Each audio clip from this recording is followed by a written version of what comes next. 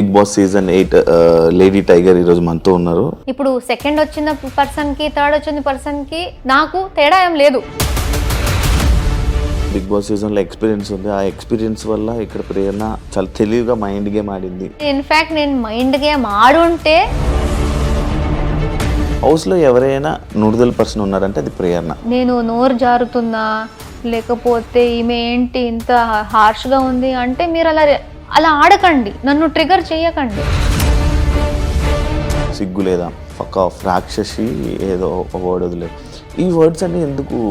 First week నుంచి నేను ఏమి చెయ్యకపోయినా ఈగో, యాటిట్యూడ్, జెన్యున్ కాదు, ఈ నోటిదూల, రూడ్, ఇరిటేటెడ్, ఇదన్నీ వర్డ్స్ నాకు వాడారు. గౌతమ్ ఏంటి అది సిగ్గు లేదా? వాడు సిగ్గు లేకుండా నవ్వాడు, నువ్వు సిగ్గు లేకుండా నవ్వుతున్నావు అని చెప్పాను. గౌతమ్ది కూడా గిన్నెల దగ్గర that irresponsible thing, he was very irresponsible.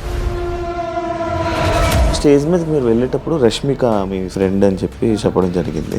Big boss సంబంధించిన దాంట్లో ఈజీగా ఎవరైనా మిస్అండర్స్టాండ్ చేసుకోవచ్చు. రష్మిక గురించి మాట్లాడుతుంది అంటే పాపులారిటీ కోసమా? కొన్ని సిచ్యువేషన్స్ హౌస్లో జరిగినప్పుడు ఆ సిచ్యువేషన్స్లో మీ తప్పుని మీరు ఒప్పుకోరు, బట్ వీకెండ్లో వీడియోస్ ప్లే అయినప్పుడు సారీలు చెప్తారు.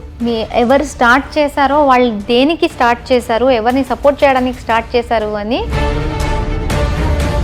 పక్క వాళ్ళకి ఏదైనా డిస్కషన్స్ చెప్తున్నప్పుడు పక్క వాళ్ళ మీద ఏదైనా లైక్ నామినేషన్స్ దేంట్లో పాయింట్లన్నీ మాట్లాడుతున్నప్పుడు విను విను విను విను విను అని. కానీ మీకు పక్క వాళ్ళు ఎవరైనా చెప్తున్నప్పుడు మీరు ఎందుకు వినరు అనేది ఒక క్వశ్చన్ మార్క్ ఉంది.